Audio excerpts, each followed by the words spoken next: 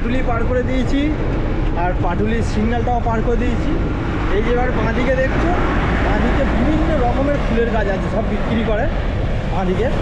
অনেকে এসে কিনে এখান থেকে, কারণ এখানে নাকি মানে সব রকমের জিনিস পাওয়া যায়, সব রকমের ফুলের গাছ পাওয়া যায়, বিভিন্ন রকমের গাছও পাওয়া যায়। ঠিক আছে, তো দেখো অনেক গাছ আছে, অনেক গাছ, অনেক আমার নাম করাও গাছ আছে ভালো ভালো। সব গাড়ি করে সব গাছ আসছে, প্রচুর বিক্রি হয় এখানে, প্রচুর ঘর সাজানোর জন্য। এখানে ঘর সাজানোর জন্য প্রচুর গাছ আছে, প্রচুর বিভিন্ন রকমের গাছ আছে, খুব সুন্দর লাগে। বড় লোকদের বাড়িতে যাই মাঝে মাঝে কাজে, আজকে তো কাজে যাওয়া হয়নি।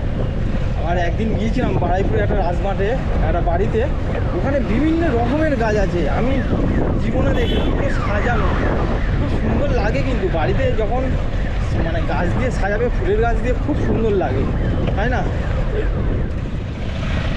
এই সিগন্যাল এসে গেছে, গড়িয়ার যে সিগন্যালটা মেট্রো স্টেশনের নিচে, তো এই সিগন্যালটা পার করতে হবে। এই সিগন্যালে বড্ড গাড়ি দাঁড়ায়, বড্ড।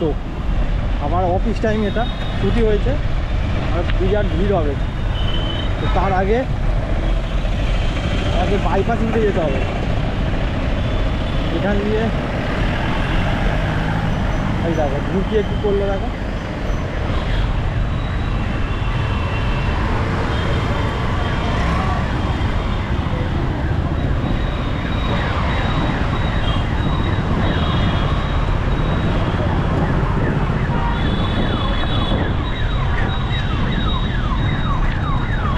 করছে, এদিক যাচ্ছে একবার, ওদিকে যাচ্ছে একবার।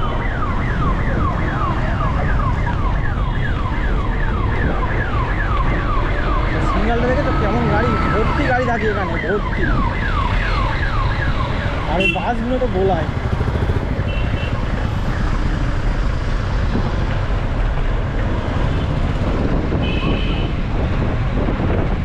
ও এখানে কাজ হচ্ছে, রাস্তার কাজ হচ্ছে, তার জন্য এরকম ভিড় হচ্ছে। এই ধারে ডান দিকে রাস্তার কাজ হচ্ছে, এসবগুলো রাত্রিরে করলে মনে হয় ভালো হয়। বেশিরভাগ তো মেন রাস্তার কাজ রাত্রেই হয়, আমি দেখেছি, কিন্তু এখন কি কেন করছে বুঝতে পারছি না। এই বাঁদিকে একটা একটু আগে যে বিল্ডিংটার নিচে বাঁদিকে মানে ডিক্যাথলন আছে, ওখান থেকে আমি একটা কিনেছিলাম, টেন্ট হাউস এখনও আছে। পুজোর পরে একটা বড় রাইড করবো, তখন ওটাকে আমি ইউজ করবো। অনেকদিন আগে কিনেছিলাম, 2,500 টাকা দিয়ে কিনেছিলাম। 3,000 টাকা দাম ছিল, আমার 500 টাকা লেস করেছে।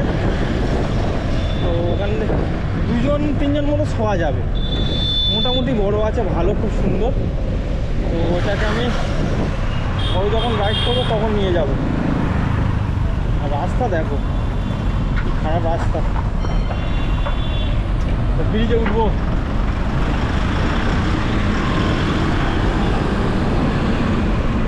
আগে এই ব্রিজটা পার করতে হবে, তারপর বাইপাসে উঠবো।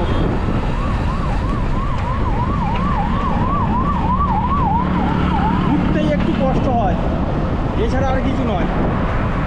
উঠতে একটু কষ্ট লাগে, তারপরেই যখন নামার সময় তো আরাম। ওদিক থেকে ওটা একটু সহজ আছে, মানে যেদিক থেকে আমি এসছিলাম ওদিক থেকে ওটা সহজ আছে, ওই পাশের ব্রিজটা থেকে ওটা একটু নিচু আছে। আর এটা অনেকটা ঢালু, অনেকটা খাড়াই আছে, এটা উঠতে পারছি না একদম। নামার সময় তো ভালো লাগে, অনেকটা ঢালু থাকে, এটা উঠতে গিয়ে অনেকটা কষ্ট হয়, এছাড়া আর কিছু হয় না। আর এমনিতে আমার সাইকেল চালাতে খুব ভালো লাগে, আর যদি একটু ভালো সাইকেল যদি হতো, তা না হলে বড় বড় রাইড করা যেত। উঠে গেছি পুরো ব্রিজের ওপর, পাটা একটু ব্যথা করে ওঠার সময়, তারপর নামার সময় তো পুরো আরাম থাকে। কেমন লাগছে দেখো ভিউটা, কথা বলতে পারছি না, একদম হাইফাই করছে। আর পাটা একটু মানে সেই দপ দপ দপ দপ করছে শিরাগুলো। দেখো ইনি হেঁটে হেঁটে উঠেছে, এই যে সামনে হেঁটে হেঁটে যাচ্ছে, উনি কিন্তু উঠেছে হেঁটে হেঁটে এই ব্রিজের উপর। আমি সাইকেলে উঠতে পারবো না। কেমন লাগছে দেখো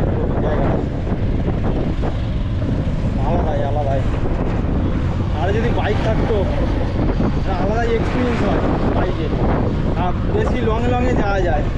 সাইকেল নিয়ে তো বেশি দূর যাওয়া যায় না, মিনিমাম 80-90 কিলোমিটার যাওয়া যায়, এর বেশি তো যাওয়া যায় না একদিনে। খুব সুন্দর লাগছে, কিন্তু সামনে দেখো হালকা হালকা মেঘ করে আছে, সাদা সাদা মেঘ, খুব সুন্দর লাগছে। বাঁদিকে আমার মেঘ করছে, বলা যায় না কখন বৃষ্টি আসতে পারে। তো তার আগে আমার চলে যেতে হবে। ওই এখন দূরে ওই যে বাইকটা গেল এক্ষুনি, ওটা একটা মেয়ে চালাচ্ছিল, বুলেট বাইক, আমার বাইক নেই। যদি তোমরা সাপোর্ট করো তাহলে আমি হয়তো একটা বাইক নিতে পারবো পরবর্তীকালে, এখন নয়, পরবর্তীকালের কথা বলছি। তো যদি ভিডিওটা ভালো লাগে প্লিজ লাইক করো, আর সবাই আমাকে সাপোর্ট করো, সাবস্ক্রাইব করো চ্যানেলটাকে, তবেই আমার ভিডিও করতে ভালো লাগবে। এবার এসে গেছে পুরো খাড়াই, এবার এসে গেছে পুরো ঢালু। এবার নামবো দেখো, একদমই তোমার কোনো প্যাডেল করতে হবে না। আসার সময় অনেকটা কষ্ট হয়েছিল, কারণ হাওয়াতে আসা যায় না। এবার বাড়ি থেকে যাচ্ছি তো, হাওয়াটা এবার এদিকটা হচ্ছে, তো আরও তাড়াতাড়ি চলে যাবো।